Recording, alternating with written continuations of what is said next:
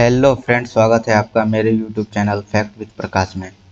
आज जो है हम बात करने वाले हैं, अगर जो है आपको भी एसआईआर की प्रक्रिया में नोटिस हुआ है तो आप जो है किस प्रकार जो है नोटिस का दस्तावेज तैयार कर आप अपने जो है बताए गए पते पर जो है उपस्थित होंगे।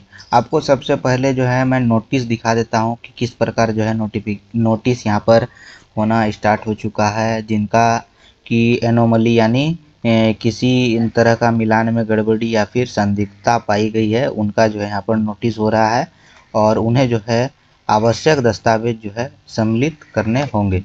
तो चलिए मैं जो है आपको पहले नोटिस दिखा देता हूँ। कुछ इस तरह का जो है नोटिस होता है, जिसमें आप देख पाएंगे कुछ इस तरह का रहता है। नाम पता वगैरह रहता है, क्रम संख्या, भाग संख्या, विधानसभा क्षेत्र का संख्या, नाम सब रहता है।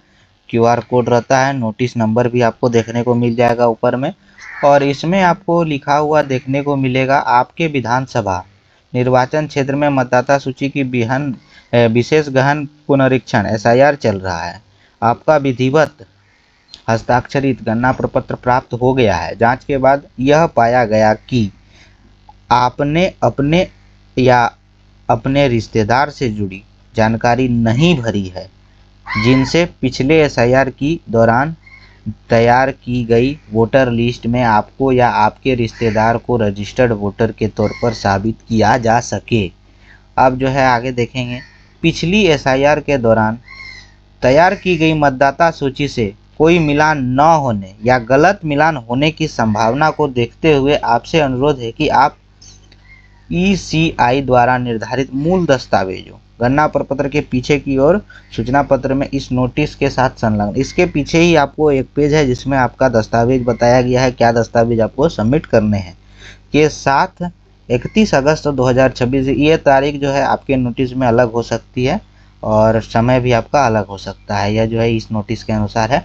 और उपस्थित होने का स्थान भी बताया गया है, कहाँ आपको उपस्थित होना है। कहीं पंचायत सचिवालय में हो रहा है और कहीं अंचल में भी, अंचल कार्यालय में भी हो रहा है। तो आपका जो भी स्थान हो उसी स्थान पर जो है अधो हस्ताक्षरी के समक्ष उपस्थित हो, ताकि आपका नाम अंतिम मतदाता सूची में शामिल हो सके। कृपया ध्यान रखें कि आपके द्वारा जमा किए गए दस्तावेजों को उनकी प्रामाणिकता के सत्यापन के लिए भेजा जाएगा। और तीसरा है, यदि कोई समस्या हो तो अधिक सहायता के लिए अपने बूथ लेवल ऑफिसर यानी बीएलओ से स्वयं मिलकर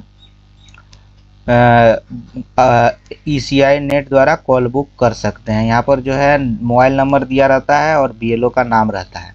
और कुछ इस तरह का नोटिस रहता है जिसमें आपका निर्वाचक निबंधन पदाधिकारी का मोहर वगैरह मारा रहता है। और इसका पिछला वाला पेज की जो बात की गई है, डॉक्यूमेंट बताया गया है, क्या डॉक्यूमेंट वहाँ पर जो है आपको सबमिट करने हैं।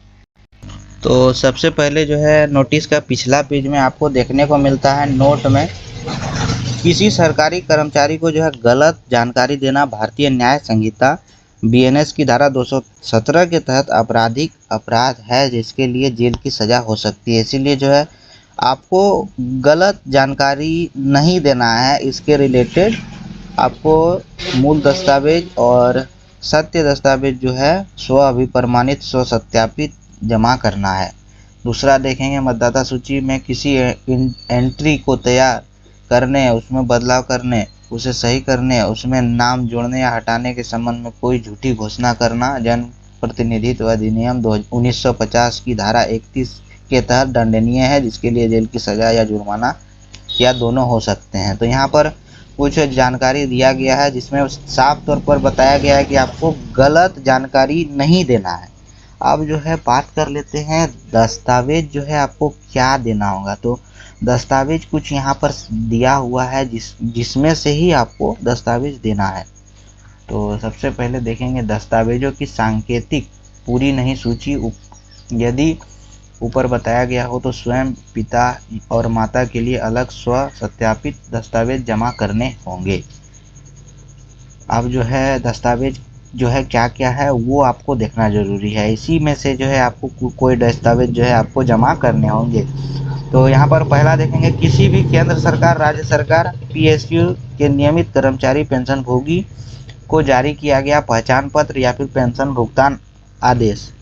दूसरा है 1/7/1987 से पहले सरकार स्थानीय प्राधिकारों, बैंक, डाकघर, LIC, सार्वजनिक क्षेत्र के उपक्रमों द्वारा भारत में जारी किया गया कोई भी पहचान पत्र, प्रमाण पत्र, अभिलेख। तीसरा है सक्षम पदाधिकारी द्वारा जारी जन्म प्रमाण पत्र। चौथा है पासपोर्ट। पांचवा है मान्यता प्राप्त बोर्ड विश्वविद्यालय द्वारा मैट्रिकुलेशन का जो है जारी किया गया शैक्षणिक प्रमाण पत्र। छठा है सक्षम राज्य पदाधिकारी द्वारा जारी अस्थायी निवास प्रमाण पत्र। सातवां है वन अधिकार प्रमाण पत्र। आठवां है सक्षम पदाधिकारी द्वारा जारी OBC, SC, ST या कोई भी जाति प्रमाण पत्र। अगला है राष्ट्रीय नागरिक रजिस्टर, जहां भी हो। अगला जो है राज्य स्थानीय प्राधिकारियों द्वारा तैयार किया गया परिवार रजिस्टर। अगला है सरकार द्वारा जारी किया गया कोई भी भूमि मकान आवंटन प्रमाण पत्र। और एक और डॉक्यूमेंट है जो 12वां है आधार के लिए जो है आयोग के पत्र संख्या 23/2025 ERS खंड 2 दिनांक 9/9/2025 अनुलग्न द्वारा जारी निर्देश लागू होंगे। अब जो है अगला है 1/7/2025 के संदर्भ में बिहार SIR की मतदाता सूची का अंश।